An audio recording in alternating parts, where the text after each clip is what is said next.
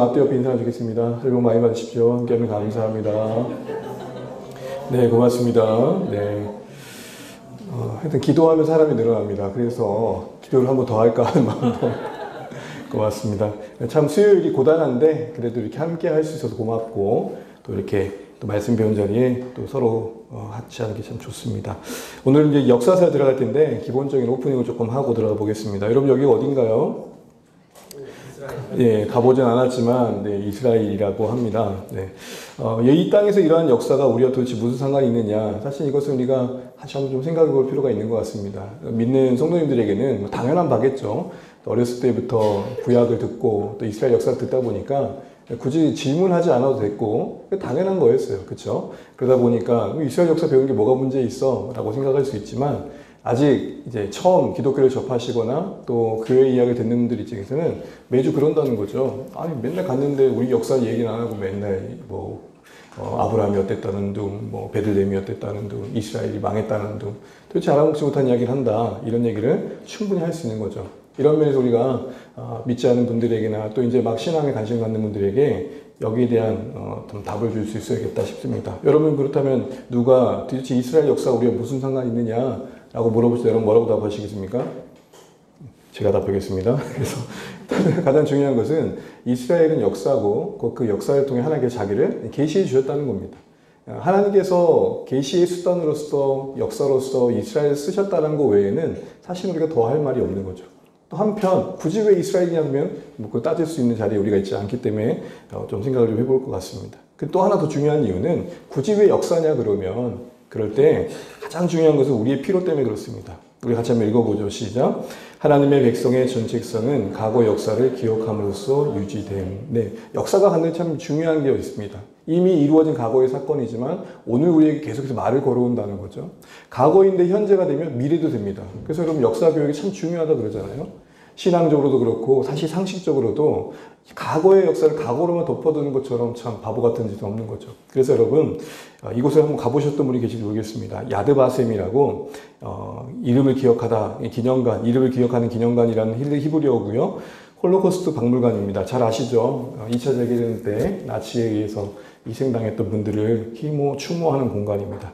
이거 보시면 가운데에 길게 삼각형 모양이 길어진 것이 기념관인데 구조 자체가 좀 독특하죠. 출입구 쪽에 나오다 보면 이 동상, 욥이라는 동상이 있습니다. 욥. 예. 욥하면 여러분 고난, 고통 아닙니까? 그 욥이라는 동생의 이 아랫끝, 이 오른쪽 하단에 보게 되면 받침대에 글귀에 이런 글이 있습니다. 이건 같이 한번 읽어볼까요? 시작.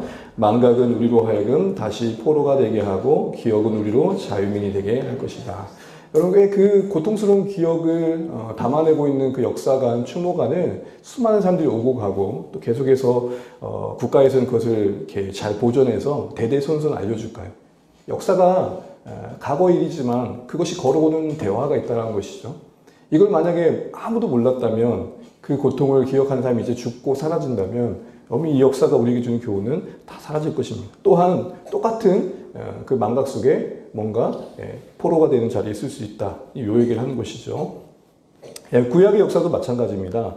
구약의 역사가 우리에게 주어진 것은 역사 속에서 하나님 자신을 계시하신 거고 그 역사를 듣고 배우는 신자들에게 계속해서 그 역사 속에서 하나님의 백성의 정체성을 확인하고 익히도록 하는데 유용한 것입니다. 그래서 여러분, 우리 이 역사를 대할 때 단순한 사실의 정교로만 대할 것이 아니라 조금 새로운 관점으로 좀 볼 필요가 있는데요. 뭐 새롭다기보다는 좀 정의를 이렇게 분명히 하면 좋겠습니다. 이것도 같이 한번 읽어볼게요. 시작. 단순히 과거를 기록한 역사가 아닌 히브리어로 쓰여진 내러티브 형식의 미래 세대를 향한 하나님의 선포. 한마디로 말하면 역사라고 그러니까 단순한 사실의 나열로 바라볼 수 있지만 메시지라는 겁니다. 여러분, 제가 설교자지만 메시지를 준비할 때 가장 고민한 게 뭘까요? 아니, 여러분 요리를 준비할 때 같은 재료인데 구워 먹을 때와 쪄 먹을 때와 볶아 먹을 때 여러분 각각 맛이 똑같습니까? 틀립니까? 예. 뭐면 어떤 분은 나는 늘 똑같은 요리인데 똑같더라고요. 뭐 볶아도 똑같고 쪄도 똑같고 어쨌든 각각의 요리가 재료에 따라서 요리 방법이 달라지는 거죠. 그게 설교자의 제 고민입니다. 이 메시지는 분명한데 이걸 어떻게 하면 회중이 조금 더 오래 기억하도록 또 깊이 와닿도록 공감하도록 이 설교의 진행을 전개시켜 갈까? 이게 제일 고민이거든요. 여러분 이미 구약의 역사서가 기록된 이 성경은 그 자체로 메시지로서 우리에게 와닿는다는 것은 그만큼 그 역사를 사실에 기초해서 전개해가되 듣는 회중이 조금 더 기억이 오래 남도록 어떤 언어적 장치가 개입되었다라는 상식들을 우리가 좀 해볼 필요가 있다는 거죠. 여러분 똑같은 말을 해도 여러분 예를 들어서 어떤 수사학적인 요소가 들어가면 오래 기억되지 않습니까? 그렇지 않습니까? 너희들 떠들지 마 하고 떠들지 마! 너희들. 다르잖아요. 다시 할까요? 이렇게 뭔가 언어적 장치가 조금 가미되는 거에 의해서 메시지가 확 와닿는 게 다른 것처럼 일례로 그렇다는 것입니다. 그래서 여러분 제가 신학교 때 이분에게 구약을 배웠는데요. 조금 길지만 제가 한번 읽어볼게요. 노란 글씨 한번 읽어볼게요. 성경 구약의 역사는 단순한 실제 복사의 사진이 아니다. 문해성을 통해 감동적으로 해석이 가미되어 있기에 사진보다도 완벽한 실제의 재현일 수 있는 그림으로서의 역사이다. 여러분 우리가 어떤 사진을 찍고 뽀샵 처리를 하잖아요. 그 뽀샵 처리했다고 그 사진의 역사성이 없다고 말할 수 없잖아요. 그래서 지금 뭐라고 얘기하고 있냐면 구약의 역사는 어떻게 보면 해석이 가미된 내용이다라는 것입니다. 그래서 문해성이라는 게 뭡니까? 문해성이라는 것은 어떤 다양한 언어적 장치죠. 상징, 이미지, 환유, 비유, 의인, 광조, 과정이 아니라 강조, 과장입니다. 과장, 배열, 어떤 이야기의 플롯 등 다양한 것들이 그런 문해적인 요소가 되어져서 메시지를 담을 수 있는 그릇이 되는 거죠. 근데 이 교수님 이런 말을 합니다. 이런 문해성은 역사적인 진실의 의미를 아는 방해물이 아니다. 오히려 오늘을 위한 교훈으로 우리에게 유용한 채널이 된다. 이렇게 얘기하는 거죠. 그래서 여러분 성경을 읽을 때 단순한 글과 문장으로만 읽을 것이 아니라 설교자가 그 성경의 기록자가 내러티브가 그 성경의 스토리텔러가 이 문분을 어떻게 진행시켜 가는지를 좀 볼 필요가 있는 것이죠. 자, 이걸 염두하고 오늘 이제 본격적인 역사서인 여호수아부터 시작해 보도록 하겠습니다. 여러분, 우리는 지금 배경 속에서 하나씩 살펴보고 있고요. 지난 시간까지 강야 시대까지 왔습니다. 그리고 오늘은 사사 시대까지 갈 예정입니다. 창조와 족장 시대를 다루는 성경 본문은 어디와 연관되어 있었습니까? 예, 창세기였죠. 창세기. 그리고 출애굽과 강야는 출애굽기, 레위기, 민수기, 신명기였습니다. 이스라엘 역사가 이렇게 진행되는 가운데 성경이 이와 관련되어 있다는 거죠. 오늘 우리가 사사시 다룬 것은 정복이라는 시대, 가나안 정복과 관련된 이야기를 다루고 있는 건데요. 가나안 정복하면 떠올리는 성경이 있습니다. 뭘까요? 여호수아. 그리고 같은 그 땅에서 일어난 일들인데 그 실패의 역사를 다루고 있는 사사시대의 이야기가 나옵니다. 사사시대와 관련된 책은 뭘까요? 네, 사사기. 그리고 또 하나가 있는데 룻기입니다. 사사시대에서 가장 기억해야 할 중요한 성경은 사사기보다는 룻기입니다. 이 부분을 우리가 같이 한번 얘기해 보겠습니다. 먼저 우리가 가나안 정복 시대인데요. 가나안 정복 시대의 핵심은 언약 백성들, 하나님과 지금 언약을 맺은 백성들, 이스라엘 백성들에게 하나님께서 뭘 요구하시느냐라는 겁니다. 결과부터 얘기한다면 믿음의 순종을 요구하는 것이고 그게 승리의 원리라는 것입니다. 이 가나안 정복 시대의 주 성경의 내용은 여호수아인데 24장까지 있습니다. 첫 번째 테마는 입성을 준비하는 내용이 5장까지 나옵니다. 한마디로 건너라. 건너라. 두 번째로는 정복에 대한 내용인데 취하는 내용이 나옵니다. 실제적으로 가나안 민족들과 싸우는 전쟁의 이야기가 나오고 있죠. 6장의 그 대표적인 여리고성 이야기로부터 시작됩니다. 그리고 나서 13장부터는 절반쯤 되는 13장부터는 이제 전쟁이 어느 정도 마무리되어지고 아직 앞으로 차지할 땅과 이미 전쟁으로 확보된 모든 땅을 분배합니다. 그리고 각 지파별로 그 땅을 정복하고 정착하도록 이제 여호수아가 제비뽑기를 하는 장면이 나옵니다. 나누라가 주제곡입니다. 그리고 나서 여호수아가 마지막에 고별 설교를 합니다. 이 역사서의 주요 특징 중에 하나는 이야기를 쭉 전개하다가 항상 마지막에 역사의 순서와 상관없이 그 사건으로는 초기에 일어난 일인데 배치해가지고 강조하는 성격을 갖습니다. 그러니까 이 역사서가 어떤 메시지를 담고 있느냐는 끝에 가면은 알 수 있다는 거죠. 더 확실하게. 자, 이걸 보게 되면은 이렇게 할 수 있습니다. 건너라, 정복해라, 분배해라, 섬겨라. 자, 시작. 건너라, 정복해라, 분배해라, 섬겨라. 그냥 그런다 하고 지나가시면 될 것 같습니다. 자, 보시면 대략적인 흐름은 이렇습니다. 이게 지금 요단강 동편에서부터 여기 동편에서부터 이제 서편으로 넘어가는 요 사이길이 요단강이고 요게 염해 사해 이렇게 돼 있죠. 갈릴리 바다고요. 자, 넘어가게 되는데요. 넘어갈 때 이렇게 요단강을 건너죠. 그리고 나서 이 요단강 서편에 중부, 남부, 북부라고 할 때 가장 가운데 먼저 이렇게 전쟁이 이루어지고 나서 바로 또 그 다음 전쟁이 이루어지는 게 아니라 중간에 이렇게 세겜에 가서 언약 갱신하는 시간을 갖고요. 이제 남부 전쟁을 하고 북부 전쟁을 함으로 이 전쟁은 끝납니다. 근데 제가 왜 이 얘기를 지금 드리냐면은 이 구약의 여호수아, 역사서의 처음인 여호수아가 가나안 땅을 점령해 간 데 있어서 이것이 단순한 전쟁 이야기가 아니라는 겁니다. 여러분 성경이 내내 지금 여호수아만 별개로 볼 게 아니라 창세기도 쭉 흘러오고 있지 않습니까? 여러분 창세기에서 하나님께서 지으신 동산 에덴으로부터 인간이 쫓겨난 다음에 어디로 도망간다 그랬죠? 동쪽으로 갔잖아요. 희망의 방향을 가면 동쪽. 그러나 동쪽으로 가면 갈수록 원래 근원이었던 에덴으로부터 벗어나는 거죠. 자, 그 동쪽으로 향해 가는 거죠. 그럼 회복이라는 건 뭐겠어요? 우리가 말하는 동쪽을 등지는 거겠죠. 요게 그래서 성막의 구조에 들어갑니다. 성막의 구조에. 그래서 성막은 어떻게 들어가냐면 동을 뒤로 하고 서쪽으로 쭉 들어가면 하나님의 임재가 있는 언약궤를 만나게 됩니다. 요 그림인데 왜 제가 이야기를 하냐면은 지금 가나안 땅을 하나님께서 옮기신 이유가 뭐예요?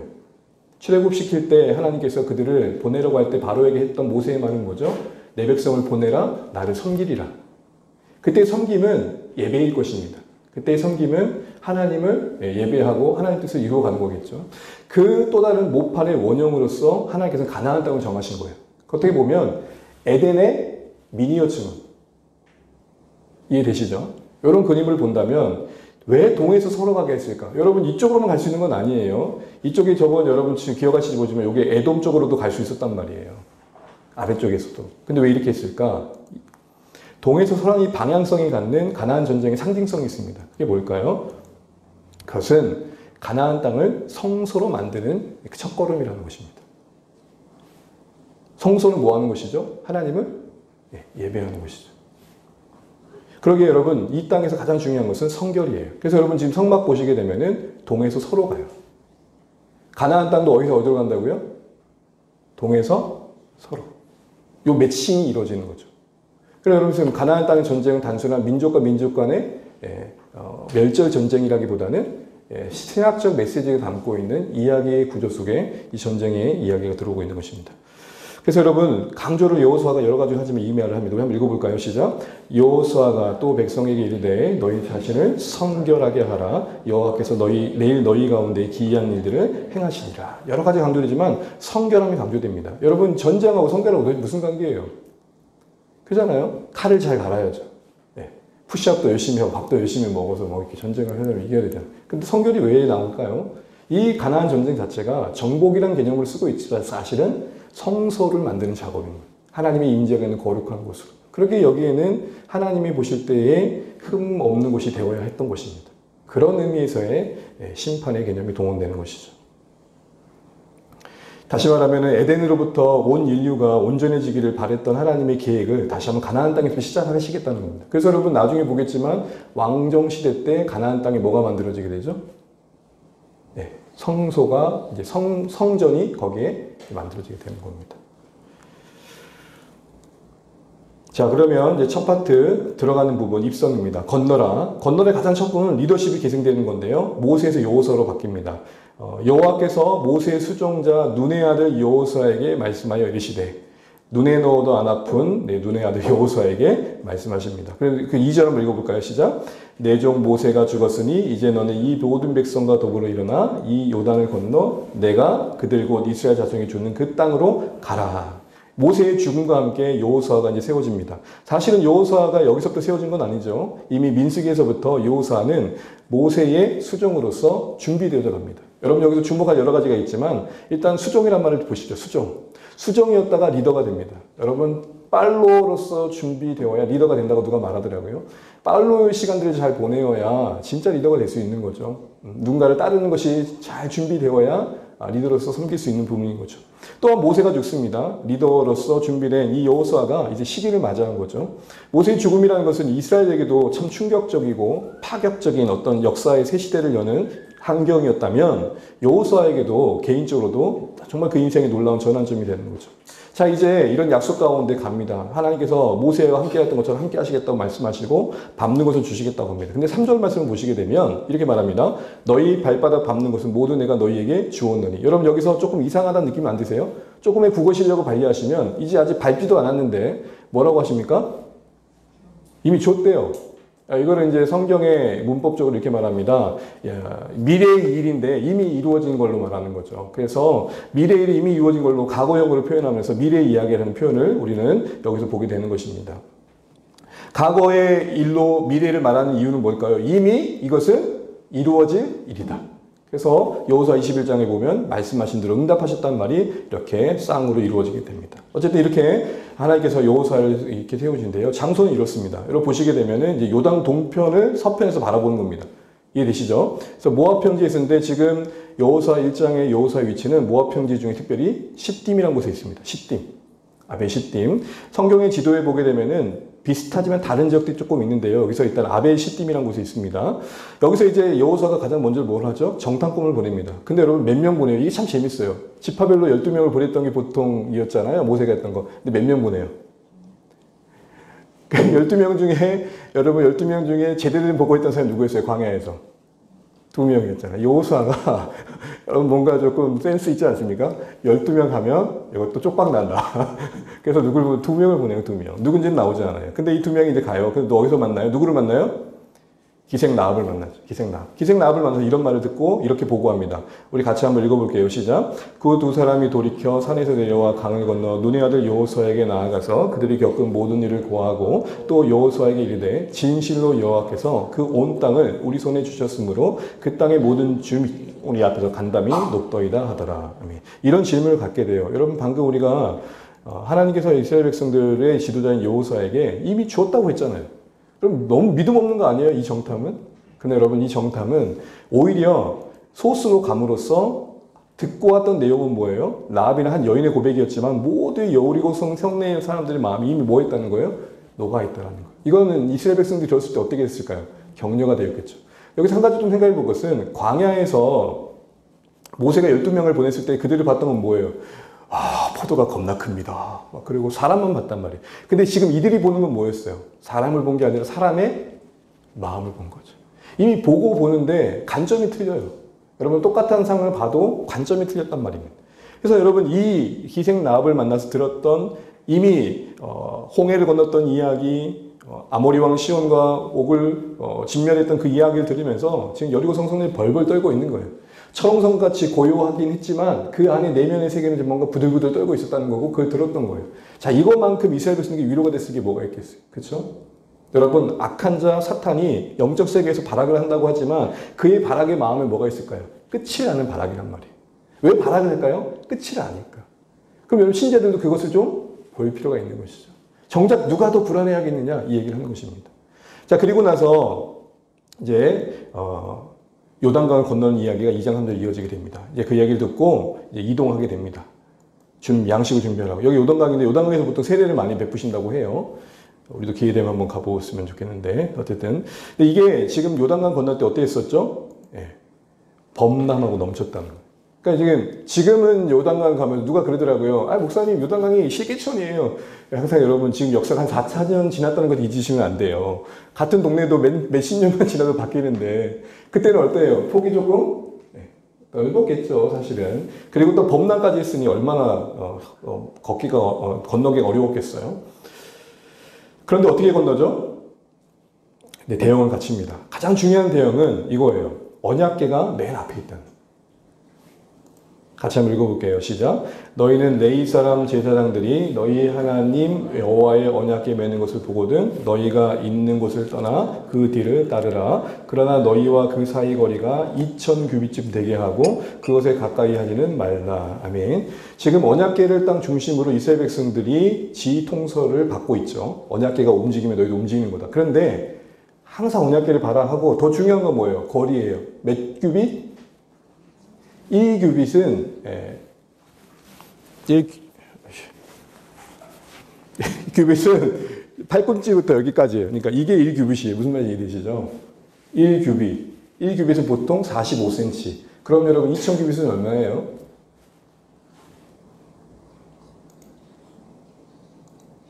여기 얼마예요? 1kg. 예. 네, 항상 지혜로우셔야 됩니다. 계산을 하려고 하지 마시고 항상 다 나와야 되니까. 1kg.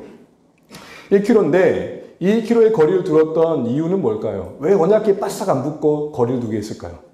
일단은 수많은 사람들이 보기에 언약궤를 동시에 다 보려면 거리를 조금 멀리 두어야 하는 것도 있었겠죠, 물리적으로는. 그러나 여기에 영적인 의미가 있는 게 뭘까요? 하나님의 언약궤는 말씀을 강조하고 하나님의 임재를 강조해요. 우리가 늘 하나님을 바라봐야 되지만 하나님을 쉽게 대하면 된다, 안 된다? 안 된다는 것. 이게 거룩의 가장 기본이죠. 우리가 말하는 경외라는 게 뭡니까? 하나님을 두려워하고 공포스럽게 대한다는 게 아니라 하나님을 사랑하지만 하나님 되심을 염두하고 하나님을 사랑하는 거겠죠. 그렇죠? 하나님 되심을 기억해야. 이게 이제 이스라엘 백성이 지켜야 할 거리였습니다. 그리고 나서 어떻게 됐습니까? 이렇게 건너죠. 건넙니다. 특별히 여러분 루벤, 갓, 므낫세 반은 이미 요단 동편에 땅을 얻은 안식을 얻은 자들이 자신들만 안식하고 누리는 게 아니라 이제는 아직 안식을 얻지 못한 땅을 얻지 못한 자들을 위해 헌신하고 있는 장면이죠. 이렇게 건너게 됩니다. 건너고 난 다음에 뭘 했죠? 언약궤가 이렇게 서 있잖아요. 언약궤가 서 있는 데서 이제 다 지나고 난 다음에 뭘 했습니까? 돌을 갖고 오랬어요. 지파별로. 돌 하나씩. 왜요? 이유가 뭐였죠? 그 돌이 이 돌이라고 합니다. 뭐 너무 나열이 갈라해가지고 고고학자들이 이렇게 발견해서 한 거 사진을 찾긴 찾는데 제가 볼 때는 이게 조금 이게 맞는지 모르겠습니다. 어쨌든 지금도 이렇게 나열이 가늘하게 있다는 게 좀 그렇긴 한데 이게 지금 이제 길갈에 12돌을 기념비를 세운 겁니다. 왜 그랬죠? 이유 때문에 그랬죠. 읽어보겠습니다. 시작. 이스라엘 자손들에게 말하여 이르되 아버지에게 묻기를 이 돌들은 무슨 뜻이니까 하거든 너희는 너희 자손들에게 알게 하여 이르기를 이스라엘이 마른 땅을 밟고 이 돈을 건넜습니다. 아멘. 후에 후손들이 돌들을 보고 아버지 이게 뭐예요? 물어볼 때 그 지난날의 역사를 이야기할 수 있는 매개체로 지금 12돌을 기념비 태우는 거죠. 또한 하나님이 놀라운 일이셨을 기억하는 거고요. 여러분 우리가 어떤 공간에 갔을 때 기념비를 보고 묻잖아요. 역사를. 여러분 여기서 우린 지나가는 시간이지만 잠깐 생각해 볼 것이 있어요. 자녀 세대가 부모를 볼 때 물을 만한 뭔가 기념비적인 삶의 신앙적인 모습도 있어야 되는 거죠. 뭐 예를 들어 이런 거죠. 아버지 성경책은 왜 이렇게 지저분해요?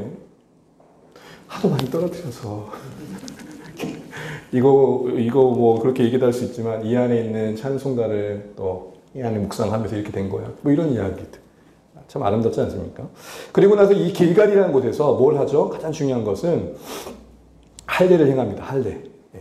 여러분들 이 길갈은 뒤에도 보겠지만 여리고서 바로 눈앞에 둔 거예요. 할례는 뭐예요? 남자의 생식 표기를 잘라내는 거잖아요. 이 할례를 행하면 한 달 정도 못 움직인단 말이에요. 며칠 정도 못 움직인단 말이에요. 그럼 여러분 이건 전쟁에 있어서 전략상 뭔가 큰 문제 있는 거 아니에요? 여리고성에서 다 보고 있는데 할례를 행하고 있다. 싸울 만한 사람들이. 왜 그랬을까요? 이 말씀은 같이 한번 보면 여호와께서 여호수아에게 이르시되 내가 오늘 애굽의 수치를 너희에게서 떠나게 하였다 하셨으므로 그곳 이름은 오늘 길갈이 하였느니라. 하나님 볼 때 가장 중요한 것은 전략적으로 얼마나 유리하냐 불리하냐가 아니라 얼마나 하나님 보실 때 깨끗하냐 성결하냐는 거죠. 왜 할례를 행했을까요? 지금 이 사람들은 가나안 1세대, 광야 1세대가 아니라 광야 2세대예요. 2세대는 광야에서 하면서 제대로 할례를 행했을까 안 했을까요? 하지 않았겠죠. 이스라엘 백성의 할례는 뭐예요? 우리는 하나님의 백성입니다. 라는 언약의 갱신의 시간인 거죠. 한마디로 예배 드린 거예요. 우리가 누구냐를 하게 한 거예요. 그 시간이 그들에게 더 중요했던 거죠. 그러면서 길갈은 그들에게는 부흥회와 같은 거예요. 근데 여러분 이 길갈이 의미하는 바가 뭐냐면 굴리다라는 겁니다. 수치를 굴려 떠나게 하다. 그러니까 여러분 새로운 출발을 앞두고 길갈에서 의미하는 건 뭐죠? 나에게 수치가 되고 하나님 보실 때 부끄러운 모든 것들을 다 해결하고 들어가야 된다. 지금 이 얘기를 하고 있는 것입니다. 우리에게 영적 길갈이 필요한 것이죠. 그리고 여기서 또 이어서 뭘 하죠? 바로 근처에서 여리고 편지에서 유월절을 지키게 됩니다. 자, 보십시오. 길갈에서 할례와 이렇게 유월절까지 지키게 됩니다. 이스라엘 백성이 유월절 이렇게 많이 지키지 않거든요. 근데 지금 여호수아가 이제 이스라엘 백성 새로운 시대를 이끌면서 지금 하나님께서 기뻐하실 만한 것들 지금 하고 있죠. 유월절은 가장 이스라엘 백성들이 지켜야 할 가장 중요한 기본적 절기 아닙니까? 유월절이 뭐죠? 그들의 근원이잖아요. 그러니까 지금 할례도 그렇고 유월절도 그렇고 지금 하나님께서 계속 점검하고 준비시키는 게 뭘까요? 본격적인 전투를 앞두고 확인시켰던 것은 하나님과의 관계예요. 그리고 마지막으로 이런 일이 일어나죠. 여호와 군대 청관을 만나는데 여호수아가 묻죠. 칼을 빼가지고 칼 들고 나오니까. 여러분 누군가 내 앞에 칼 들고 나오면 갑자기 긴장되잖아요. 너 누구야? 네 내 편이야? 누구 편이야? 할 수 있잖아요. 그렇게 물어요. 자, 노란색 볼게요. 같이 읽어봐요. 시작. 여호수아가 나아가서 그에게 묻되 너는 우리를 위하느냐 우리는 적들을 위하느냐. 그때 여호와의 천사, 여호와의 군대 장관이라 하는 사람이 뭐라고 말하죠? 그가 이르되 뭐라고요? 아니라. 아니란 말은 두 질문 다 아니라는 거죠. 여호수아가 물었어요. 너는 우리를 위하느냐? 그것도 아니래요. 그럼 넌 적이냐? 그것도 아니래요. 그럼 여러분 아까 앞에서 우리를 위하냐 할 때 아니라는 말은 무슨 말이에요? 질문 자체가 지금 뭔가 잘못됐다는 거죠. 여호와의 군대 장관 앞에서 해야 될 질문은 뭐죠? 당신이 우리를 위하십니까가 아니라 내가 무엇을 해야 되겠습니까? 그래서 여러분 바로 뒤에 뭐라고 말하죠? 내 신을 벗어라. 지금 이런 이미지들 속에서 지금 여호수아를 지금 누구하고 자꾸 오버를 시키는 것 같습니까? 여러분 모세가 처음 부름받을 때 호렙산 떨기나무에서 이렇게 불이 딱 타올 때 하나님께서 여호수아에게 뭐라고 먼저 하셨죠? 내 신을 이 모든 소명의 장면이 오버랩되면서 지금 여호수아를 제2의 모세로 지금 계속 그려주고 계시죠. 보여지는 건 그렇고요. 그다음 내용적으로는 지금 여호와의 군대 장관이 최종적으로 확인했던 건 뭐예요? 지금 너희들의 싸움이라 생각하지 말아라. 내가 이 전쟁을 이끌고 있고 거기에 너희는 내 편이 되는 게 중요하다. 근데 아직도 여호수아는 뭘 생각하는 거예요? 너 내 편이냐? 누구 편이냐? 이거 보는 거예요. 우리의 가장 인생의 중요한 질문은 뭘까요? 내가 하나님 편이냐 아니냐가 중요합니다. 하나님이 나를 위해 주시고 나를 향해서 해주시는 것들 그것만 볼 게 아니라 내 인생이 내 삶의 방향이 지금 결정적인 시기를 앞두고 하나님을 위해 하고자 하냐는 그 근본적인 그 질문을 해야 된다는 거예요. 여러분 새로운 시대를 앞두고 전쟁을 하는 이들의 각오와 결의는 대단했을 거예요. 더 중요한 것은 그게 누구 편되어 하고자 하냐는 것이에요. 자기들 하는 일에 하나님을 끌어오는 싸움을 하고 있는지 아니면 하나님이 주도해 가신 일들에 자신을 드리고 있는지 이 방향성을 정권을 이걸 통해서 준비시키고 이제 입성을 마칩니다. 그리고 이제 본격적으로 두 번째 치하라고 합니다. 여기 이제 첫 성, 여섯, 여리고성을 만나는데 이게 지금 현재의 여리고성 터라고 고고학자가 발견하는 장소라고 합니다. 어떻게 무너지죠? 우리가 아는 것처럼 연강 나팔을 불고 언약궤가 또 동일하게 앞서서 진행하면서 바퀴를 13바퀴를 돌죠. 13바퀴 돌고 무너지는데 와 외쳤을 때 무너졌을 때 이런 식으로 무너졌다고 학자들은 이야기를 상상력을 그리는 거죠. 여러분 한번 생각해 보세요. 우리 이런 의문 안 했어요? 성벽이 무너지는데 내 쪽으로도 무너질 수 있잖아요. 여러분 공사 현장에서 여러분 혹시 이제 이렇게 보다 보면 뭔가를 폭발할 때 무너지는 쪽으로 사람들을 못 가게 할 거 아니에요. 그리고 여러분 혹시 이제 도끼질 할 때 나무 벨 때 한쪽만 베면 어떻게 돼요? 그러면 이제 그걸 이제 넘어진 쪽을 고려해서 이제 이렇게 하다가 결정으로 한 번을 떡 패서 이쪽으로 넘어질 수 있도록 하잖아요. 그렇죠? 한쪽만 베다 보면은 예측되지 못한 방향으로 갈 수 있단 말이죠. 그래서 성벽 구조를 보니까 이랬을 거라고 추정하는 거예요. 자, 보십시오. 무너지면 이쪽 성 안쪽으로 무너지게 되고 결국 무너진 곳이 결국 올라갈 수 있는 오르막길이 되어지는 구조로 아마 되어 있었을 것이다 라고 학자들은 얘기합니다. 그러니까 어쨌든 성경에서는 성벽이 무너져서 이스라엘이 죽었다는 얘기는 없으니까요. 그래서 노란색이 뭐라고 그러죠? 성벽이 무너져 내린지라 백성이 각기 앞으로 나아가며. 성이 무너졌는데 앞으로 갈 수 있다는 것은 무너진 성 돌멩이들이 올라갈 수 있는 길로 만들어졌다라는 생각을 할 수 있겠죠. 그리고 나서 이제 여리고성을 이제 점령하고 나서 상징적인 그 첫 여리고성은 이스라엘의 이제 가나안 전투의 모델이죠. 이러고 나서 아이성으로 갑니다. 근데 아이성을 갔을 때 어떤 일이 있었죠?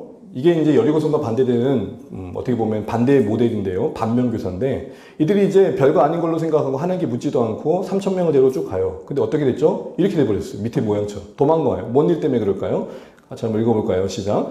백성 중 3,000명쯤 그리로 올라갔다가 아이 사람 앞에서 도망하니 아이 사람이 그들을 36명쯤 쳐 죽이고 성문 앞에서부터 스바림까지 쫓아가 내려가는 비탈에서 쳤으므로 백성의 망이 녹아 물같이 된지라.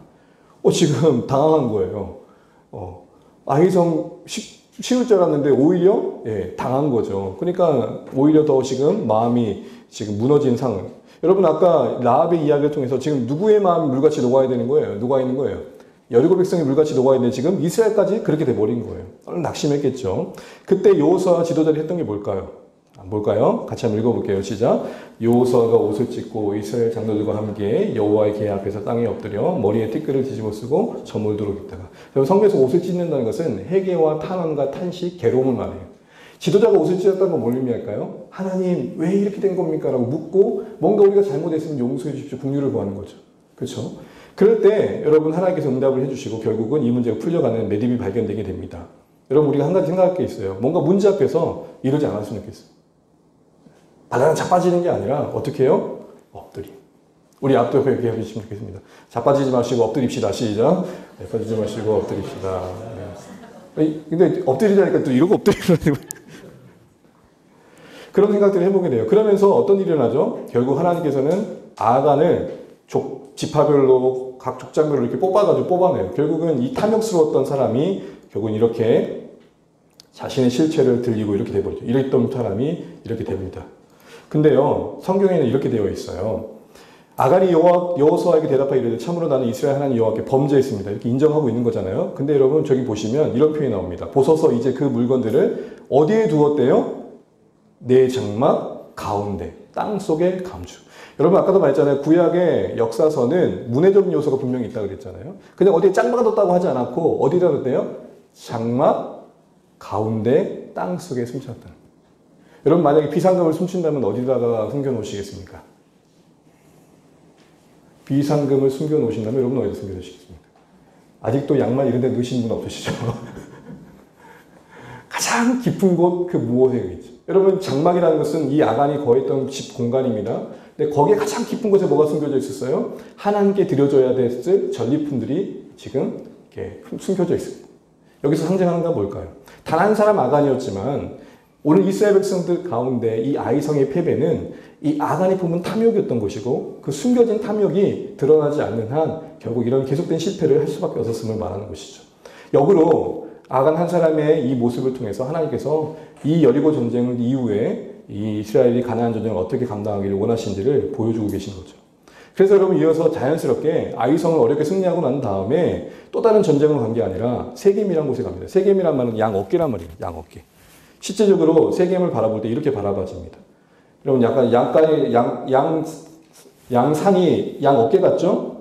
그래서 한쪽은 에발산, 한쪽은 그림비산인데 이스라엘 백성들이 여기서 뭘 하죠? 한쪽에 절반을 세웠고 또 한쪽에 절반을 세워놓고 모세가 했던 방법대로 언약의 갱신의 시간을 가져요. 쉽게 말하면 어떻게 보면 예배를 하는 거죠. 하나님께서 이렇게 말씀하셨습니다. 이렇게 하면 저주를 받고 이렇게 하면 축복을 받습니다. 할 때 이들은 다 아멘, 아멘, 아멘 하답하는 시간들을 가졌다는 겁니다. 근데 그 과정에서 어떤 이야기가 나오냐면 이렇게 성경은 기록하고 있습니다. 같이 한번 읽어볼게요. 시작. 그 후에 여호수아가 율법책에 기록된 모든 것대로 축복과 저주하는 율법의 모든 말씀을 낭독하였으니 모세가 명령한 것은 여호수아가 이스라엘 온 회중과 여자들과 아이와 그들 중에 동행하는 거류민들 앞에서 낭독하지 아니한 말이 하나도 없었더라. 여러분 제가 빨간 글씨로 강조하는 게 어떤 의미인지 아시겠죠? 골라서 필요한 말만 이 어려운 시기에 굳이 그렇게까지 할 필요 있어 이런 게 아니라 모두가 남녀노소 그 안에 함께하는 모든 공동체가 들어야 할 말씀을 하나도 남김없이 모두가 고백했고 확인하는 시간을 가졌다는 것입니다. 이게 오늘 대개의 가나안 전쟁의 중요한 전력이었던 것이죠. 탐심을 비우고 그 안에 확고하게 말씀에 대한 분명한 바를 심는 것. 그리고 나서 이제 새로운 전쟁들이 이제 본격 시작되기 앞서서 이 일들에 반응하는 사람이 있었습니다. 9장에 보게 되면은 기브온 사람들이 가장 가까운 곳에 살고 있으면서도 불구하고 멀리서 온 사람처럼 자신들을 속여가지고 화친을 맺죠. 그리고 화친을 맺고 이들은 멸절당하지 않고 받아들여지게 됩니다. 그리고 나서 이제 아까도 말씀드린 것처럼 남부 지역으로 가게 됩니다. 여기까지 와 세겜 들렸다가 이제 남부 지역으로 갑니다. 남부 지역의 유명한 곳은 아야란 골짜기고요. 여기서 그 유명한 달아 멈춰라, 태양아 멈춰라. 기브온 골짜기에 태양아 니 멈춰라. 아야란 골짜기에 더 달아 멈춰라. 이런 얘기가 나왔던 거예요. 이거를 지금 지금도 나사에서 뭐 이렇게 컴퓨터로 태양 지구의 이렇게 자전 주기를 조사했더니 하루가 비더라. 마침 그 하루가 여호수아의 이야기더라 하는 이야기를 쓰면 나사도 그게 거짓이라고 이미 밝혔으니까 혹시 그 얘기를 하는 분들이 계시면 아직도 과거에 계시구나 생각하시면 돼요. 이게 근거 없이 돌았던 유머인데 이게 그 설교자들에서 해자가 되면서 다들 그렇게 알고 있는 거죠. 사실 이게 말도 안 되는 게 상식적으로 시간을 계산하려면 원래 첫 시간을 분명히 알아야 될 거 아니에요. 그렇잖아요. 우리가 ADPC도 어떤 사람은 4년 전을 잡고 어떤 사람은 0년을 잡고 있는데 어쨌든 이런 일이 일어나면서 중요한 건 강조하는 바는 이거였습니다. 우리 노란색 한번 읽어볼게요. 시작. 여호와께서 하늘에서 큰 우박 덩이를 아세가에 기르기까지 내리심에 그들이 죽었으니 우박에 죽은 자가 더 많았더라. 지금 여기서 뭘 말해주는 거 계속 강조하는 게 뭐예요? 이스라엘 백성들이 뭔가 한다고 깝짝깝짝 대고 있는데 누가 지금 전쟁을 이끌고 계시다? 이리고 나서 이제 북부 지역으로 갑니다. 북부 지역으로 가서 북부 지역에서는 멜론 물가에서 나오는데 남부 지역보다 북부 지역이 철기 문화에 있어서 더 강력한 군대들이 있었습니다. 그러니까 고민이 많았겠죠. 그리고 지금 남부에 있다가 보십시오. 여기 있다가 길갈로 다시 돌아가게 되는데 여기서 다시 위로 올라가는 거리는 한 100km 정도 됐다고 해요. 자, 그러면 전쟁을 앞두고 이스라엘 백성들이 고민하지 않을 수 없겠죠. 그렇죠? 그때 하나님께서 이렇게 말씀하십니다. 노란색만 한번 읽어볼게요. 시작. 그들로 말미암아 두려워하지 말라. 내일 이맘때에 내가 그들을 이스라엘 앞에 넘겨줘 몰살시키리니 너는 그들의 말 뒷발에 힘줄을 끊고 그들의 병거를 불사하더라. 두려워하지 마라. 걱정 마라. 내가 도와줄게. 그래서 기습을 해가지고 결국 도저히 전력상 무너뜨릴 수 없었던 적들을 무너뜨리게 됩니다. 자, 이제 우리 여기서 이거 한번 생각해 볼 때 이 몰살이란 말, 내내 지금 사실 여호수아에서 진멸, 몰살 이게 다 같은 말이거든요. 헤렘이란 말이에요. 헤렘. 헤림 자매가 아니고요. 헤렘. 헤렘인데 이 헤렘이란 말의 의미는 뭐냐면 바치다, 드리다, 남김없이 올려드린다라는 예배적 용어예요. 근데 여러분 왜 하나님께서는 진멸을 명하셨을까? 사실은 이 부분은 믿지 않는 분들이 상당히 불편한 부분이고 또 신자들에게도 상당히 조금 갸우뚱할 수 있는 부분이에요. 왜죠? 하나님 사랑이시잖아요. 근데 여러분 일단 먼저 생각이 될 것은 성경을 읽을 때 오늘의 윤리적인 관점과 시점으로 성경을 대하기 이전에 당시에 그들은 그것을 어떻게 이해했냐가 제일 중요해요. 사실 여러분 문헌을 보게 되면은 당시 고대 중동의 모든 전쟁의 문화 속에서 헤렘은 이 표현 좀 그렇지만 그들에게는 좀 당연한 거였어요. 문화였다고요. 여러분 우리가 큰 프로젝트를 마치고 직장인들 다 해서 뭐 해? 우리 이제 오늘 뭐 하자 그러죠? 회식하자 그러잖아요. 그게 문화인 것처럼 이들에게 전쟁은 이런 문화가 있었고 그걸 불편하게 생각하지 않았단 말입니다. 그러나 뭐 그럼에도 불구하고 하나님은 그런 분이 아니시잖아요. 하나님은 사랑이시잖아요. 그러니까 어떻게 남녀노소 그 새끼 애기까지 다 이렇게 다 남김없이 죽이라 하느냐. 여기서 우리가 좀 두 가지 방향을 가져야 되는데요. 짧은 시간이니까 잠깐 얘기를 하자면 여호수아가 나온 김에 이 부분을 다루고 가면 좋겠습니다. 가장 중요한 것은 일단 사랑의 하나님을 얘기하지만 사실은 하나님은 공의의 하나님이시기도 하다는 거예요. 단순한 이스라엘 민족신이 아니라 온 열방, 온 세상의 창조주, 주권자로서 행하시는 권한을 갖고 행하시는 공의의 심판의 하나님이시라는 거죠. 그래서 여러분 이 지금 가나안 족속의 멸망의 이야기는 창세기에 아브라함 때부터 다루어지고 있어요. 아브라함에게 말씀하세요. 네가 지금 밟고 있는 이 땅을 내가 다시 너희 자손과 함께 다시 돌아오게 할 텐데 아직은 아닌 이유는 아모리는 가나안 족속을 말합니다. 그 족속들이 뭐라 그래요? 제약이 아직 가득하지? 이 말이 표현이 뭘까요? 하나님 보실 때 아직 심판할 만큼의 죄의 분량은 아니다. 이 얘기를 하는 거겠죠. 그런 것을 바꿔 말하면은 이들에게 지금 기다려지는 시간들이 주어지고 있는 것입니다. 근데 또 하나 보게 되면 그럼 구체적으로 이들이 뭘 잘못했냐 레위기 18장과 신명기 보게 되면은 온갖 난잡한 성생활이 나오고 있고 도덕적인 타락이 나와 있고 무엇보다도 인신제사. 당시에는 자녀를 제물로 드리는 것이 부끄러운 게 아니었단 말이에요. 어쩔 수 없다. 네가 희생해라. 우리 식으로 얘기하면 하은아 네가 별로 안 살았으니까 네가 희생해라 이번에. 뭐 이렇게 할 수 있겠냐는 거예요. 우리끼리 얘기할 때. 이게 얼마나 하나님 보실 때 악한 거겠어요. 이게 보편적이었단 말입니다. 이걸 하나님께서는 그 땅을 심판하시겠다는 마음이었던 거죠. 그래서 여러분 이스라엘이 여호수아와 함께 들어갈 때 이스라엘의 하나님으로 들어가신 게 아니에요. 우리 이 말씀 같이 한번 읽어볼게요. 시작. 보라 온 땅의 주의 언약궤가 너희 앞에서 요단을 건너가는. 지금 하나님 뭐로 소개하고 있어요? 온 땅, 온 세상에 하나님으로서 지금 가나안을 들어가시는 거예요. 그러니까 하나님께서는 하나님 그 소유되신 그 땅을 들어가시는 거죠. 또한 공의 하나님이라고 할 때 여러분 진멸은 이스라엘도 당해요. 대표적인 게 아간 아닙니까? 아간 그리고 나서 어떻게 됐어요? 예? 사람들이 돌로 치고 불로 태워가지고 다 멸절시키잖아요. 그러니까 특별한 민족을 향한 편협한 하나님의 공격적인 행위가 아니라 공의 하나님 심판이 했다는 거죠. 그러나 그럼에도 불구하고 불편해요. 근데 여러분 한 가지 생각해 볼 것은 항상 여러분 사건 현장에서 답을 찾을 필요가 있죠. 그죠? 우리는 항상 범죄 심리에 그런 게 있대요. 범인은 사건 현장에 다시 온다 안 온다? 여러분 혹시 죄송해요. 뭐 그냥 있을 수 있으니까 차로 가다가 어디 긁고 갔어. 근데 그렇게 튀지는 않나? 얘기할 건데 하고 하다가 주인이 알았을까? 몰랐을까? 하고 한 번 더 가. 자꾸 몇 번 가. 범죄 현장에 우리 다시 간다 안 간다? 여러분 과거의 이야기를 꺼내는 게 아니고요. 그럴 수 있다는 거예요. 제가 드리는 말씀은 성경 안에서 한번 보자는 거예요. 성경 안에서. 제가 말했죠. 구약의 역사서는 성경 내러티브, 성경 스토리텔러들이 문해적 요소를 반영해서 신학적 의미를 함의하고 있다고 그랬죠? 그 틀에서 한번 보자는 거예요. 그럼 여러분 의문이 되는 게 일단 멸절이면 다 살려놓으면 안 되잖아요. 근데 누구부터 받아들였어요? 기생 라합은 아모리 족속, 가나안 족속 아닌가요? 그 가족들이 라합 때문에 산단 말이에요. 또 구장에서 누가 살아요? 히브리 사람들이 살잖아요. 그 민족 산자가 살잖아요. 그 다음에 실제적으로 다 찾아보지 않겠지만 여호수아를 보게 되면은 멸절했다고 자신감 있게 얘기를 하고 있는데 살아있다라는 얘기가 계속 나와요. 그런 것이 그들이 살아있으니까 동화되어가지고 사사기가 되는 거 아니겠어요? 그리고 이 신명기에도 이미 모세가 이렇게 말을 해요. 같이 한번 읽어볼까요? 시작. 만일 너와 합평하기를 거부하고 너를 대적하며 싸우려 하거든 너는 그 성읍을 에워쌀 것이며. 너 누구야? 가나안이야? 야! 이게 한 게 아니라 우리가 이렇게 합니다 할 때 합평을 받아들이지 않을 때, 하나님을 받아들이지 않을 때 했던 행위였던 거죠. 그러니까 무조건적으로 무조건적 무차별 사상은 아니었다는 것이죠. 근데 한 가지 좀 문제가 것이 결국 하고 싶은 말은 그럼 뭐냐 살아있는 사람들을 생각할 때 이렇게 저는 말씀드리고 싶어요. 신학적 함의를 담은 문해적 표현이다. 한마디로 과장법이라는 거죠. 그 과장법의 초점은 뭐냐면 이스라엘 백성들에게 있었어요. 그렇게까지 멸절을 꺼내시면서까지 강조하셨던 건 뭐예요? 너희들 정체성은 반드시 지켜야 돼. 이게 뭐냐면은 당시에 그 고대 근동 문명 당시에 파라오 중에 메르네탑이란 파라오 왕이 그 가나안 땅에서 전쟁한 다음에 이스라엘을 한번 침략하고 난 다음에 남긴 비문이에요.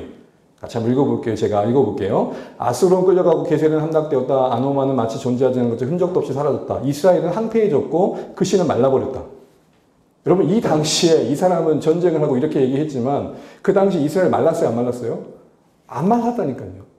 그럼 이 사람 뭐 한 거예요? 과장한 거죠. 과장한 목적이 뭘까요? 자기 업적을 또 드러내고 또 공포감을 조성하는 거예요. 쉽게 말하면 이런 거예요. 너 그러면 정말 가만히 안 놔둔다? 이 말의 의미는 뭐예요? 가만히 안 놔둔다는 데 초점이 있는 겁니까? 여러분 갑자기 분위기가 너무 어려워지신 것 같은데요. 근데 불편한 게 있어요. 그럼 과장은 거짓 아니야? 날조 아니야? 그잖아요. 날조일까요? 강조다.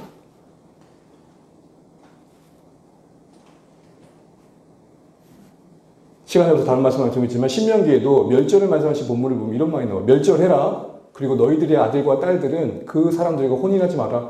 조금 논리적으로 모순있지 않아요? 다 없애라. 그리고 난 다음에 무슨 결혼의 문제가 있을 것이며 무슨 동거의 문제가 있겠어요. 이 정도 해서 우리는 이스라엘 백성들이 전쟁 이야기를 조금 이해할 필요가 있는 것 같습니다. 자, 얼른 갈게요. 그 다음에 분배하는 이야기가 나옵니다. 세 번째, 나누라. 같이 하시죠. 나누라. 제비뽑기 방식으로 이야기합니다. 하나님의 주권인 거죠. 여러분 이 고백이 우리에게 이 고백이 있으면 좋겠어요. 같이 한번 읽어볼게요. 시작. 내게 줄로 재어진 구역은 아름다운 곳에 있으며 나의 기업이 실로 아름답도다. 여러분 우리 인생은 다 수동태 아니에요? 거듭 말씀드리지만 제가 이렇게 빠진 머리를 받고 싶었겠어요? 좀 요즘 풍성합니다. 그죠? 조금 더 풍성해진 것 같아요. 우리에게 둘러싼 모든 것들은 사실은 허락받은 것이고 줄로 재어진 구역과 같은 것들인데 그거를 어떻게 바라보냐의 차이겠죠? 오늘 시인은 다윗은 뭐라고 고백합니까? 내 기업이 실로 아름답다. 왕이니까 그냥 해본 말일까요? 아니 거기에 믿음의 고백을 봐야 됩니다. 여러분 각 지파들마다 한번 생각해 보세요. 얼마나 억울했겠어요? 알짜배기 땅을 갖고 싶었던 지파가 왜 없겠어요? 그런데 성경 어디에도 그것 때문에 싸웠던 얘기는 없어요. 그 다음에 가장 중요한 것은 여호수아가 가장 마지막에 받아요. 우리 19장 49절 읽어봐요. 시작. 이스라엘 자손이 그들의 경계를 따라서 기업의 땅 나누기를 마치고 죄송해요. 49절 시작. 이스라엘 자손이 그들의 경계를 따라서 기업의 땅 나누기를 마치고 자기들 중에서 눈의 아들 여호수아에게 기업을 주었으니 자 지파별로 다 마치고 난 다음에 지도자였던 여호수아가 그 다음에 뭐 해요? 자기 기업을 뽑아요. 오늘날 지도자들이 보여야 할 모습을 좀 보여준다고 생각하지 않으십니까? 그리고 또 이렇게 했을 때 뒤에 보면은 이스라엘 백성이 그것을 귀하게 여겨줘요. 지도자는 더 희생하고 그리고 성도님들 그것을 또 고마워하고 하면서 같이 가는 거죠. 그래서 여러분 저는 계속 식사 시간 가장 마지막에 먹도록 기회하겠습니다. 그 다음에 중요한 것은 20장에는 도피성이 나옵니다. 그리고 21장에는 레이지파가 나오는데 이게 제일 중요해요. 왜 분배의 마지막은 도피성과 레이지파 성읍이었을까? 이렇게 나옵니다. 그래서 레이지파별로 네 묶음 권역별로 이렇게 뽑혀요. 48개의 성읍이 나오고요. 각 지파별로 곳곳에 보세요. 잘 보세요. 게데스, 세겜, 헤브론, 요단 서편의 세 곳, 그 다음에 베셀, 그 다음에 길르앗, 골란, 이렇게 해서 동편 세 개에서 각각 세 개 균등하게 도피성을 뒀어요. 도피성은 뭐죠? 내가 억울하게 누군가를 죽였을 때, 누명을 썼을 때 그 누명으로부터 법적 보호를 받을 수 있는 곳이에요. 함부도 나에게 생명을 쉽게 해하지 않도록. 그러니까 국률이 있는 곳이고 용납이 있는 곳이고 은혜가 있는 곳이죠. 여러분, 왜 하나님께서 가나안 땅을 분배하면서 그냥 땅만 나누지 않았을까요? 하나님은 부동산에 관심 있는 게 아니라 지파별로 나는 그곳에서 레위 지파들과 함께 어울려 살면서 또 레위 지파들은 곳곳을 돌아보면서 하나님의 율법이 그대로 실현되길 바랬던 거죠. 그러니까 가나안 땅을 하나님의 임재가 있는 성소로 만들기 원하셨다는 거예요. 이 구조가 그런 거죠. 통치 구조가. 그래서 여러분, 레위들이 해야 될 일이 신명기 모세가 이렇게 말을 해요. 노란색, 분홍색 같이 읽어볼게요. 시작. 주의 법도를 야곱에게, 주의 율법을 이스라엘에게 가르치며 주 앞에 분양하고 온전한 범죄를 주의 대나에 드리로다. 아니로다. 두 가지를 해야 돼요. 가르쳐라, 일단. 곳곳에, 지파별 곳곳에, 이스라엘 백성들 곳곳에 레위인들이 있었고, 주요 목세, 도피성이 있었으면 뭘 말할까요? 하나님과 관계 속에서 일단 레위인들은 영향력을 끼쳐야 된다는 거예요. 하나님 기뻐하시는 건 이런 거란다 라고 말을 해야 되는 거예요. 그리고 예배를 잘 드릴 수 있도록 도와줘야 된다는 거예요. 이게 레위인들의 역할이었던 거죠. 그래서 여러분, 각국의 지파들이 은혜의 영역 안에서 영적인 영향력 안에 있기를 하나님께서 계획하셨던 겁니다. 이 마지막으로 여호수아가 고별서기를 하는데 23장에서는 땅을 이제 남겨놨잖아요. 아직 정복하지 못한 땅을 정복하라고 말합니다. 하나님 기뻐하신 곳으로 만들어 가라는 것이죠. 마지막은 그러면서 이렇게 말합니다. 하나님만 섬겨라. 우상 섬기지 말고. 그래서 24장에 섬기란 말이 무려 19번이 나와요. 그만큼 물리적으로는 공간에 계획된 그 모든 땅들을 다 순종하면서 차지해라는 것과 내용적으로는 신앙을 지켜라고 이야기를 하는 것입니다. 자, 이게 이제 우리가 정복시대 이야기입니다. 사사시대인데요. 사사시대는 앞서 정복시대가 언약의 백성이 요구하신 게 뭐냐라는 것이라면 사사시대는 그 요구한 바를 행하지 않았을 때 하나님 우리에게 어떻게 반응하셨느냐. 한마디로 비신실한 그 하나님 백성들에게 하나님은 어떻게 신실하셨냐는 거. 두 권의 책인데요. 하나는 사사기입니다. 이들은 결국 여호수아의 말대로 하나님만을 섬겼어야 되는데 그렇지 못했죠. 결국 실패했죠. 그래서 약속의 땅에서 왜 그들은 실패했는가? 안식을 누리지 못했는가? 성격은 고발이에요. 고발. 고발한다는 건 뭐예요? 고스란히 드러내준다는 거죠. 이렇게 구조됩니다. 세 가지 구조인데요. 처음에는 서론격으로 플로록으로 실패한 사건의 내용들과 그 중심에 있는 우상숭배를 말합니다. 그리고 3장부터 7절부터 16장까지는 가나화되어가는 사사들의 이야기와 함께 이스라엘 백성들이 가나화되어가는 세속화되어가는 이야기가 나옵니다. 세태의 이야기, 그리고 결국 부패한 이야기로 맞춰지게 됩니다. 그리고 또 하나의 이야기는 룻기인데요. 룻기는 사사기의 분위기가 다릅니다. 그래서 제가 조금 더 환하게 했잖아요. 사사기는 좀 어둡다면 룻기는 밝아요. 근데 룻기도 사사시대 이야기예요. 그러니까 이 시대에 우리가 자꾸 작은 사연에 감동받는 이유가 뭘까요? 가끔 뉴스 보다 보면 뭉클해진 뉴스들이 있잖아요. 이 각박한 세상에 그래도 살아갈 이유가 있고 살만하구나라는 걸 느끼게 해주는 게 있잖아요. 바로 그런 이야기가 룻기였던 거예요. 어떤 이야기였냐면 제목은 룻기인데 주인공은 나오미예요. 처음 텅 빈 나오미가 나오고 마지막 채워진 나오미가 나옵니다. 그 중심을 뭘로 연결시키냐면 롯의 헤세드와 보아스의 헤세드로 해요. 자, 얼른 지나가 볼게요. 같은 안경이니까.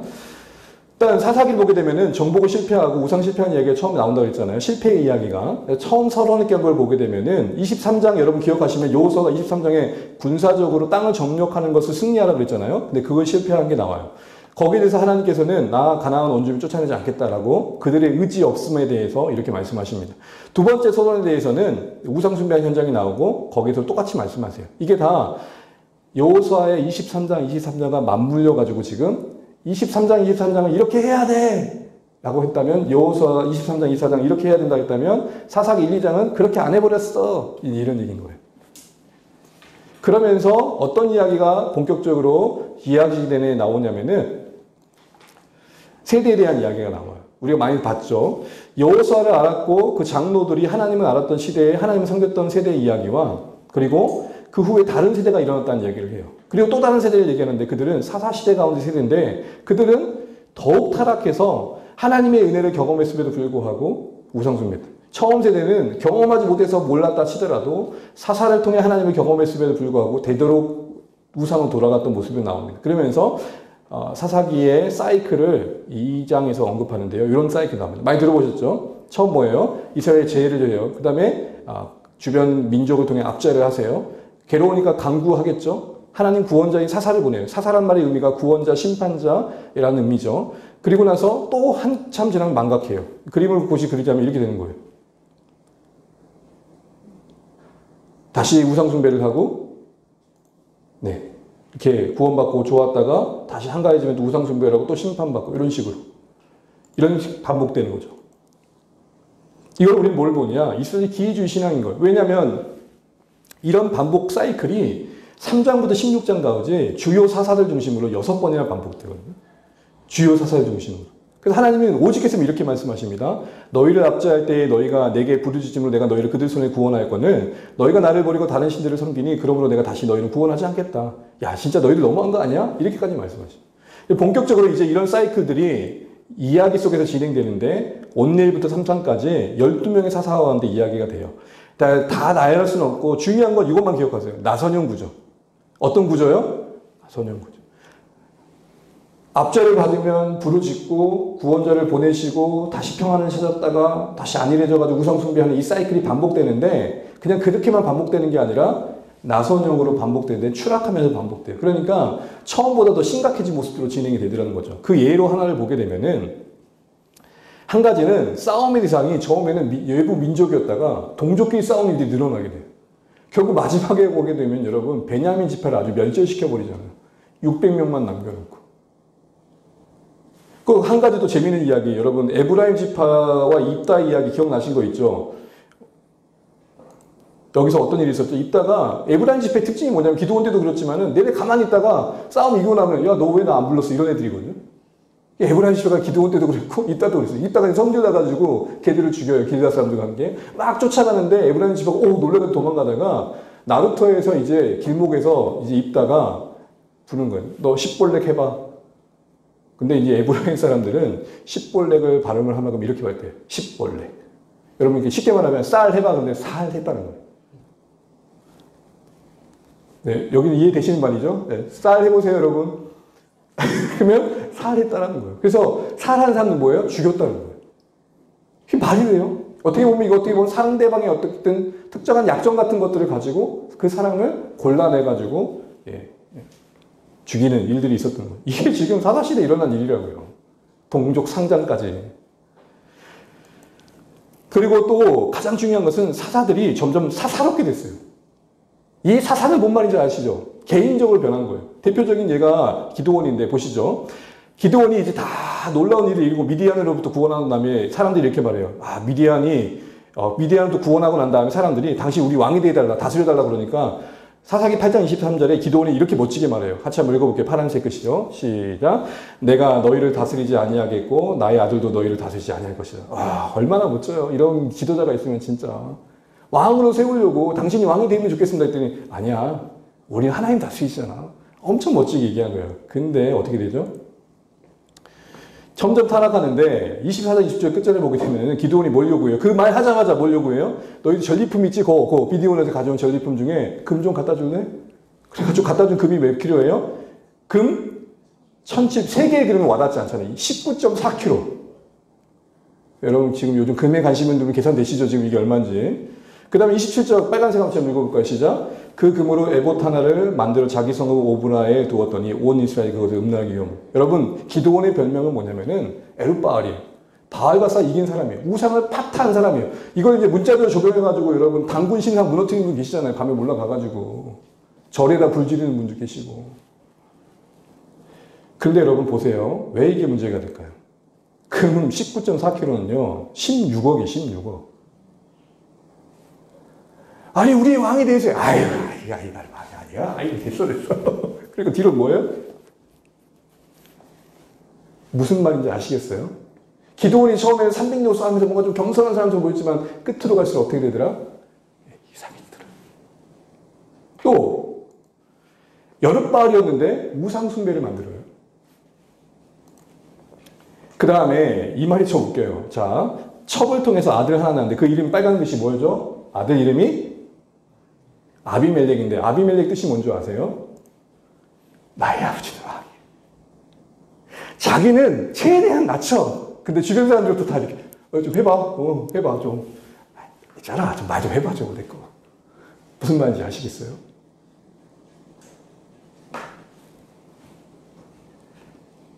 우리 기도원 너무 좋게 보시면 안 돼요. 잘한 부분도 있지만 이런 실패한 모습들로 점점 굴러가더라는 것입니다. 아니, 기도만 그런 게 아니에요. 사사들 보면 다 그래요. 또 하나의 특징이 있어요. 이게 가장 중요한데요.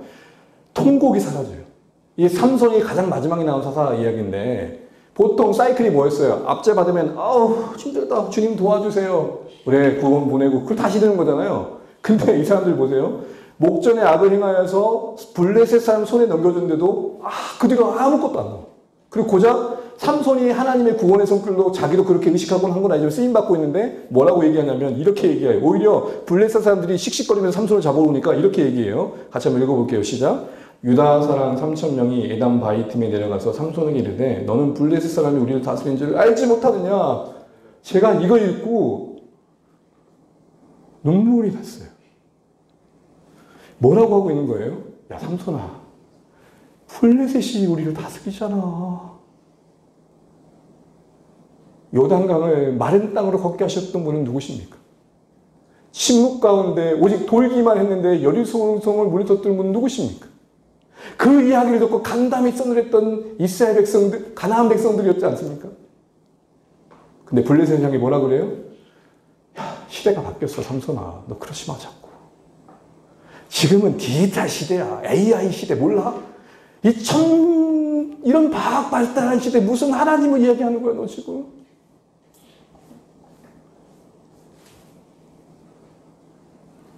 이게 지금 이스라엘이 어떤 영적 형편인지 보여주는 거예요. 우리 똑같죠? 아휴, 하나님 믿는 거 좋은데, 야, 하나님 왜 책임져 주시냐? 돈. 명예, 권세, 그게 우리의 다스리잖아. 시대를 잘 읽어야 돼요, 얘들아. 이게 지금 삼손이 사역했던 당시에 유다 사람들입니다. 이런 나선의 구조가 계속 반복되고 결국 결론을 맺습니다. 아까도 말했죠? 구약 역사서는 항상 결론에 핵심 메시지가 있다고. 신앙적 부패와 도덕적 부패 각각을 상징하는 사건 두 개를 되는데 에필로그 첫 번째 사건은 뭐냐면 시간이 없어서 바로 지나갈게요. 단지파가 배회를 해요. 자기들 땅덩어리 잡고 가는 거. 여기 너무 점령하기 어려우니까. 그래서 편한 땅을 찾는데 그러다가 누구를 만나냐? 미가라는 사람을 만나요. 이 미가 누구냐면 자기 돈을 가지고 우상을 만든 거예요. 사설 우상을. 그래가지고 이렇게 있다니까 단지파가 보고 저거 괜찮다고 가져간 거예요. 이런 일이 있었던 거예요. 이미 여러분 미가라는 사람이 개인적인 우상을 둔 것과 단지파가 지금 자기 땅을 배회하면서 그 폭력을 행해가지고 갈취하는 행위 자체가 신앙적으로 문제 있고 그들도 자기들이 그 색임박 우상을 갖고 소유하고 있더라는 거예요. 그 다음에 두 번째는 도덕적 부패인데 이건 진짜 우리 아이들이 있어서 리얼하게 다 얘기를 못하겠고 진짜 끔찍해요. 끔찍해. 이게 진짜 성경에 기록된 얘기인가. 한 레인이 에브람 지역에 사는 에브람 지파의 레인이 그 지역에 사는 레인이 첩을 얻어요. 첩 얻는 것 자체가 웃긴 거죠. 그러다가 이 사람이 이 여인이 바람이 나가 도망가요. 친정에 간단 말이에요. 친정에 또박또박 가가지고 나귀 2마리 가지고 데리고 오려고 하는데 중간에 숙소를 취하다가 어느 한 정소에 기부한 땅에 지나게 돼요. 거기서 이 폭력배들을 만나가지고 이 여인이 어려운 일을 겪게 돼요. 그리고 나서 밤새 그렇게 농간을 나가다 죽어요. 일어났더니 참 성경이 내레이션 하는 그 과정이 참 웃긴 게 참 뭔가 좀 심각한 게 레인이 그걸 보고 놀란 장면이 안 나오고 무뚝뚝하게 그냥 그 상황을 받아들여요. 여러분 내 앞에 내 아내가 죽었다니까요. 농간당해가지고. 그리고는 나귀에 실어가지고 데려가서 뭔 짓을 하느냐. 12지파에게 각각 시체를 보내. 조각을 해가지고. 지금 성경 이야기하고 있는 겁니다, 여러분. 그래가지고 이걸 보고 이스라엘 사람들도 놀라서 이렇게 말합니다. 같이 한번 읽어볼게요. 파란색, 노란색만 시작. 애굽 땅에서 올라온 날부터 오늘까지 이런 일은 일어나지도 아니하였고 보지도 못하였다. 여기서 파란색 그것은 뭐예요? 여인의 시체 한 부분. 여러분 요즘 택배가 뭐 어디서 온지 모르는 택배가 좀 위험한 상황이잖아요. 열었는데 그 안에 시체의 한 부분이 있었다 생각해봐요. 레인이 그것도. 여기서 우리 뭘 봅니까? 교회가 어디까지 타락할 수 있는가? 자, 교회가 어디까지 무너질 수 있는가?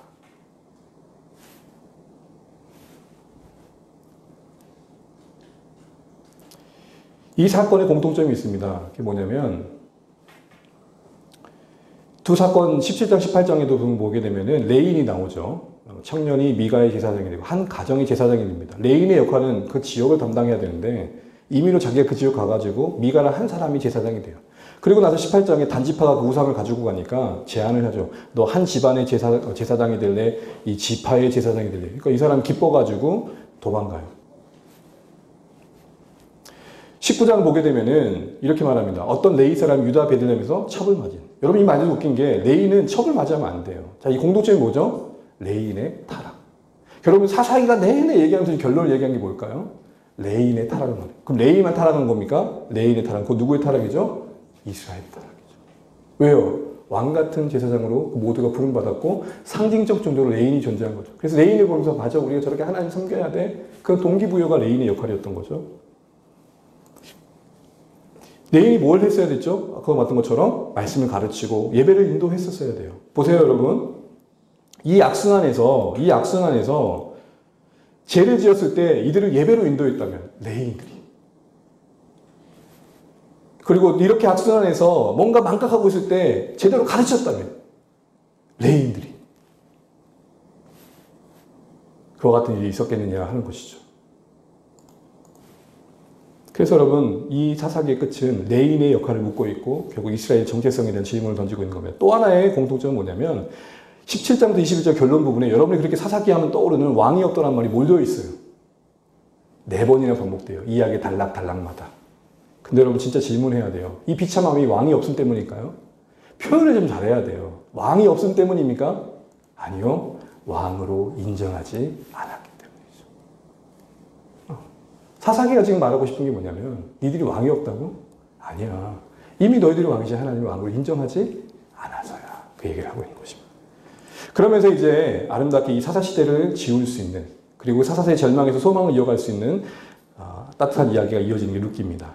어울리지 않는 사람과 회복의 이야기가 나오는데 사사시의 가장 특징은 뭐였어요? 동족 상장이잖아요. 서로 치고받고 있잖아요. 근데 그 시대와 도저히 어울릴 수 없는 이런 동네가 다 있나? 마치 저는 이걸 보면서 뭘 생각했냐면은 맹컬럼도 동막고에 떠올랐어요. 전쟁이 끝나지도 모르고 막 이렇게 막 팝콘 튀기는 거 있잖아요. 이게 이 룻기의 이야기인데요. 간단하게 얘기를 해보면 나오미가 어려움을 겪죠. 모압 땅으로 가요. 가뭄 때문에. 이걸 가지고 많은 설교자들은 약속의 땅을 떠나면 이렇게 저주받는다고 하지만 룻기에는 그 어디에도 욥의 고난이 알 수 없었던 것처럼 나오미의 가정의 원인은 설명되어지지 않아요. 그러니 누구도 도덕적인 정죄를 하면 안 돼요. 그리고 이렇게 부득이하게 아들과 남편을 다 잃어요. 얼마나 괴롭겠어요. 그런데 며느리 중에 오르바는 오른쪽으로 가죠. 그래서 오른쪽이 오르바예요. 그리고 룻은 같이 왼쪽으로 가요. 가가지고 베들레헴 땅으로 갑니다. 여기서 동네 사람들 만날 때 나오미가 뭐라 그래요? 나를 나오미라 하지 마라. 나를 뭐라 하라? 마라의 의미는 뭐예요? 슬픔. 나오미의 의미는 기쁨. 이름을 바꿔버려요. 왜 그랬을까요? 동네 사람들을 환영했어요. 근데 보통 우리가 고향을 오랜만에 돌아가면 우리는 똑같이 어떤 의식을 하죠? 뭐 해야 된다고 생각하죠? 금이 환영해야 되는데 자기 꼬리 아니잖아요. 그러니까 이걸 썸빵이라 그러죠. 우리 아들이 시험을 못 봤어요. 시험 잘 봤을 때 못 봤을 때 확연히 차이 나기 때문에 시험 못 봤어요. 그러면 여러분 엄마 아빠 요즘 제가 열심히 했지만 결과 안 줘서 이래야 되잖아요. 바다 문을 확 닫아요. 자 이때부터 우리 어떻게 하죠? 저것이 왜 그런다냐. 말을 해야 된다. 나오미가 자기를 말하라 했던 이유는 뭐예요? 더 이상 말하지 마라 너희들. 동네 여인들이여 더 이상 말하지 마라. 나한테 묻지도 마. 이런 거였어요. 그랬다가 함께 있던 룻과 함께 회복의 경험하는데 그때 누구를 또 룻이 만나죠? 이렇게 이삭을 줍다가 보아스를 만나게 되고 보아스를 만난 이야기를 하고 나서 나오미는 회복이 되면서 다시 한번 나오미 품에 이 보아스와 룻이 결혼하면서 아이가 안기게 되고 그 아이가 오벳이고 그 오벳의 족보가 쭉 예수님까지 이어진 족보에 다윗의 족보가 나옵니다. 그러니까 룻기는 마지막에 족보로 끝나는 게 특징인데 그 족보의 특징의 의미는 뭐냐면 이런 거예요. 평범한 일상이 그들의 구원의 얘기가 되어졌다는 거예요. 그러니까 나오미의 그냥 회복의 이야기가 아니라 그 안에 남겨진 오벳은 결국 이새를 낳고 이새는 결국 다윗을 낳고 결국은 이 역사가 이어가면서 예수님이 나오죠. 메시아의 족보에 도저히 자격 없는 모압 여인이 가혹하니 들어가게 되는 족보로 맞춰지는 것은 룻기가 단순히 고부간의 갈등을 해결하는 효에 대한 주제도 아니고 또한 인간 극장이나 나올 만한 휴먼 드라마도 아니라 구속의 이야기다. 저는 그래서 룻기를 좋아해요. 평범한 이들의 이야기가 메시아의 족보에 올라갔다는 거예요. 버려질 것 같은 우리의 이야기가 하나님 안에서는 구원을 이루는 한 조각 한 조각이 된다는 게 감사한 거죠. 또한 무엇보다도 룻기 안에는 직접적으로 하나님이 나타나지 않으세요. 그런데도 하나님의 은혜가 흘러가요. 여기서 우리 뭘 봐요? 상호간의 공동체의 서로의 헌신과 돌봄 속에서 하나님의 은혜가 흘러가고 하나님의 역사가 이루어진다는 걸 보게 되는 거죠. 이걸 한마디로 뭐라 그러냐면 헤세드라고 부르는 거죠. 헤세드. 그래서 여러분 룻기를 항상 기억하면 될 것은 헤세드입니다. 헤세드는 다른 말로 말하면 인내, 자비, 충성입니다. 하나님과의 얘기를 하면 불변하지 않는 사랑, 변치 않는 사랑을 말합니다. 이런 인내와 자비와 충성을 우리는 하나님께로부터 공급받아서 흘려보내야 된다는 거죠.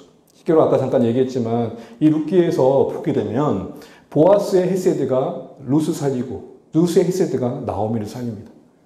헤세드는 마치 전염병처럼 서로에게 격려가 되고 통로가 되어져서 그 무너진 가정이 다시 한번 기업을 이어가는 소망을 갖는다는 룻기의 이야기가 그래서 우리에게 따뜻하게 와닿는 거죠. 그 핵심 키워드는 뭐다?